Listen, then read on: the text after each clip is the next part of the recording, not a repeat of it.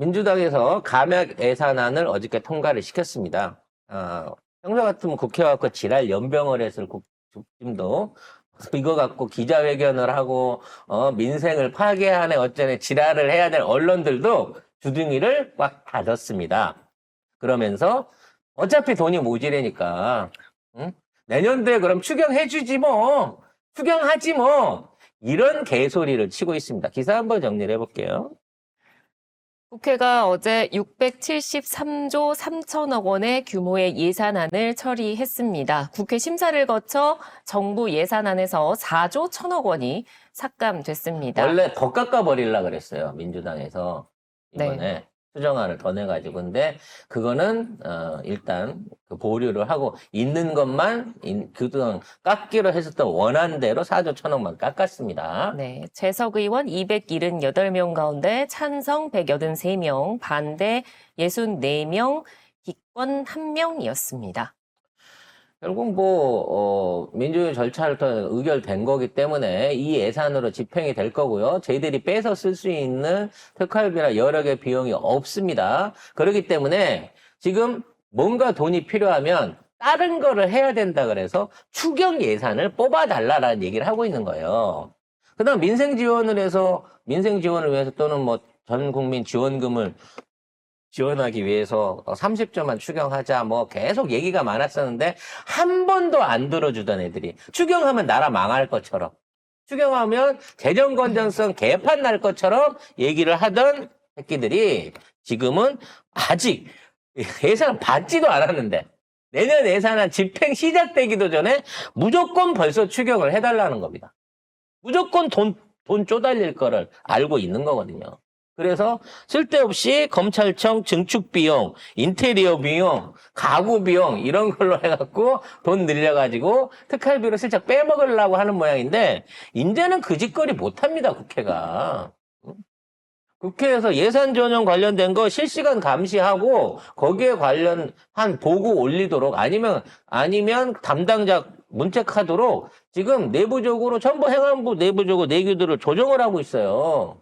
이제는 정교가 아닌 쪽으로 돈 돌려먹는 거 전혀 할 수 없게끔 준비가 돼 나가고 있습니다. 문제는 이렇게 하더라도 현재 재정이 완전히 훅 갔다는 겁니다. 나라 경제가 훅 갔다는 겁니다. 아니, 나라 경제만 훅 간 게 아니고 지금 일반 개인들 또는 기업 하시는 분들부터 시작해서 그냥 다 경제가 훅 갔어요. 맞아. 장사하시는 분들도 힘들다고 지금 난립니다. 물론 현장에 있는 힘든 거는 이루 말할 수 없이 힘들죠. 근데 이거는 사실 언론이 취재나 보도를 안 하면 우리가 체감으로 느끼는 거 말고는 얘기를 못 합니다. 그렇잖아요. 우리도 지금 솔직히 송 작가네 마을도 이렇게 말씀드리면 계엄 상황 이후에 지금 매출이 거의 3분의 1 토막이 나 있는 상황인 거고요. 또 그 다른 어떤 쇼핑몰이나 온라인몰이나 일반적인 오프라인 상가들에도 아예 손님이 없다 그래요. 불안한 거지, 사람들이. 나라가 어떻게 될 줄 알고 돈을 쓰겠냐고. 아니, 딴 걸 떠나서 사람들이 제대로, 그러니까 일상생활을 영위하는 것처럼 보여요, 겉으로는. 근데 지금 내부적으로 되게 불안하신 분들도 많고, 저처럼 잠을 자도 잔 것 같지 않아서 되게 힘들어 하시는 분들이 엄청 많아요. 스트레스 지수가 겨울인데도 여름에 그 후덥지근한 날씨처럼 네. 그냥 깨어 있을 때 그냥 스트레스를 받아요. 계속 스트레스 상황인 게 잠시 그러니까 한순간도 이 관련 소식으로부터 손을 못 놔요. 저도 계속 유튜브 보고 혹시 또 왜냐하면 눈 깜짝할 사이 아까 그 댓글에 그게 화장실 갔다 온 사이에 또 속보가 나왔다고. 그러니까 하루 계속 그것만 보고 있는 거예요. 사람들이 정말로. 그러니까 안 보려고 해도 그걸 안 볼 수가 없는 거예요. 그래서 이 상황이 빨리 정리되려고 하면 탄핵이 되고 특검이 시작이 돼야 국민들이 그나마 안심하고 믿을 것 같아요. 근데 문제는 우리 수출 대기업들 전망이 최악이라는 겁니다. 그렇죠. 일단은 외국에서 투자 관련한 협의들이 다 줄었대요. 내년도 당연하죠. 사업개혁 안에서 외국인 투자나 이런 것들이 협의가 돼야 되는 시점인 건데 지금 있는 상황에서 코리아 리스크가 최대치가 디스카운트. 그러니까 이게 리스크가 최대치가 된 네. 거지. 그런 얘기를 하더라고요. 그러니까 지금 기업하시는 분들이 답답한 게 그거래요. 해외 투자자들, 그러니까 약속된 것들 있잖아요. 아무 문제 없고 저희 원래대로 갈 겁니다를 계속 설득하고 있대요. 그리고 심지어 우리 기업의 해외 법인장이야. 그 외국 사람이야. 들어와서 회의를 해야 돼. 자, 들어와 회의하게.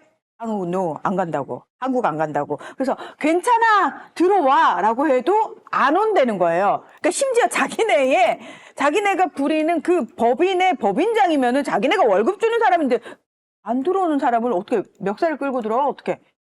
그래서 지금 우리 그 가장 대표적인 어떤 그 초상이라고 할 수 있는 증시가 지금 거의 박근혜 탄핵 시절 때보다 더 낮은 수준으로 떨어졌어요, 현재. 그러니까 이게 한 8년 전인데, 8년 전 경제 수준과 우리 경제 수준은 문재인 정부 때의 위상을 생각하면 어마어마하게 많이 오른 거거든요. 근데 그거를 다 까먹고, 박근혜 시절에 탄핵당했을 때의 수준까지도 지금 주가가 빠지고 있는 거고, 그 빠지는 걸 막지를 못하고 있는 거예요. 그러면서 흉흉한 소문이 돌고 있습니다. 제가 지금 조심하시라고 이 얘기는 드리는 건데, 지금 이제 한국은행이 RP라 그러죠. 인도부 채권을 발행을 해갖고, 이걸 통해가지고 하루에 10조 원 이상을 증시 자금에다가 부양하려고 쏟아놓고 있다라고 하는 얘기가 있습니다. 근데 이건 반은 맞고 반은 틀린 얘기입니다. 즉, 지속적으로 한국은행의 유동성을 확보하기 위해서, 두 차례, 그러니까 계엄 이후에 두 차례에 걸쳐 10.8조, 그 다음에 한 10조 이 정도를 RP를 발행한 건 맞습니다만, 이거를 내내 발행한 건 아닙니다. 그러니까 매일매일 10조씩 발행해갖고 지금 이거를 증시에다 쏟아붓고 있다. 그만큼 정부의 자금 여력이 없다. 이 얘기는 루머인 거고, 지금 있는 상황에서 RP를 추가 발행한 거는 12월 달 들어서 추가 발행한 추가 잔액이 14조 정도 있다는 거는 제가 확인을 했습니다. 그러니까 14조 정도 채권을 뿌려가지고 시중에다가 돈을 14조를 추가 공급을 한 거죠. 자, RP란 비정례 환매 조건부 채권을 이야기를 합니다. 그러니까 필요시 전액 공급 방식의 RP 매입을 실시를 하고 RP 매매 대상 범위를 공공기관 발행 특수채까지 확대를 하기로 했습니다. 모든 은행과 증권사로 매입 대상 기관을 늘리는 방안도 지금 현재 검토 중이라고 합니다. 다시 말해서 내년 2월까지 한시적으로 유동성을 충분히 공급하겠다는 차원에서 다시 매도하는 조건으로 채권을 거래하겠다는 얘기입니다. 그래서 이제 일부는 150조 원 이상을 풀라고 한다, 정부가. 그러니까 지금 탄핵이 안 된 상황에서 계엄 이후에 계속 경기가 떨어지고 주가가 떨어지는 부분에 있어서의 경제 위기 내지는 국민의 어떤 불안감을 하기 위해서 150조를 이런 방식으로 한국은행에서 돈을 찍어갖고 또 RP를 발행을 해갖고 한다고 하는데, 1년에 우리나라에서 본원통화로 공급되는 게 277조예요. 이게 한국에서 쓰는 돈, 우리가 상거래가 됐든 뭐가 됐든 쓰는 돈이 277조 원 정도밖에 안 되고, 그 안에도 100조 원은 지급준비금으로 해갖고 예금이나 기타 보험 같은 걸 보증하기 위해서 도는 돈이기 때문에 1년에 진짜로 우리가 개인적으로 주고받고 뭐 하는 건 177조 원이 돌고 있는 거거든요. 근데 여기에서 150조 원을 추가로 집어넣는다? 그럼 우리나라 환율, 우리나라 돈 가격이 반 가격 이하로 떨어지게 되는 거예요. 그런 무모한 짓거리를 할 경제 전문가는 없습니다. 근데 상황이 워낙 안 좋다 보니까 이런 루머들이 마치 사실이냐 확대 나가면서 공포심을 키우고 있는 거예요. 네. 그래서 물론 이 탄핵 상황 빨리 정리돼야 되고요. 탄핵이 정리만 된다고 치면 주가 지표의 특성상 탄핵이 완성돼 갖고 실시가 되게 되면 그때부터는 주가가 제자리 걸음을 쭉 합니다. 박근혜 때 이걸 보면 더 이상 빠지지는 않는다는 거지. 불안 리스크가 떨어지니까. 그리고 탄핵이 인용되는 순간 상승세를 세금 타고 바로? 확 올라가게 되거든요. 바로 올라가죠. 그러기 때문에라도 이번 주말에 14일 날 있어야 되는 탄핵은 반드시 통과가 돼야 됩니다. 아마도 지난주에도 설명드렸습니다만 대기업들이나 자본들이 지금 돌릴 수 있는 최대한의 어떤 연결 고려 갖고 여당 측 의원들을 설득반 협박반 하면서 빨리 시켜라, 탄핵 통과시켜라라고 말하는 이유가 여기 있는 거예요. 이게 또 이번에 부결이 돼서 또 일주일 후에 또 다음 주 토요일 날 표결하는 동안 주가가 얼마가 빠질지, 이로 인한 손실이 얼마가 날지, 그리고 우리 환율의 손실이 얼마나 날지 알 수가 없는 겁니다. 이제 탄핵이 경제를 살리는 길이라는 점을 여러분들도 그렇고 기업인들도 그렇고 인식을 좀 하셨으면 좋겠습니다. 아마도 이번 주말에 토요일 날 이제 전 세계 외신들이 이제 아예 준비를 하고 있을 거예요, 관련해서.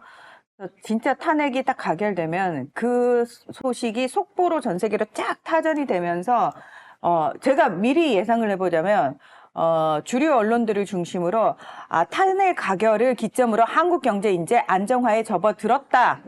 라는 뉴스가 쏟아져 나오기 시작할 겁니다. 특히 미국 주류 언론들이 그런 보도를 할 겁니다. 왜냐하면은 안정화 시키기 위해서라도 그 가이드라인을 먼저 잡아줄 겁니다. 그래서 탄핵 가결되면 바로 미국 주류 언론들이 어떤 식의 보도를 내놓는지를 보시면은 지금 얘네들이 어떻게 끌고 가고 싶어 하는지가 보이실 겁니다.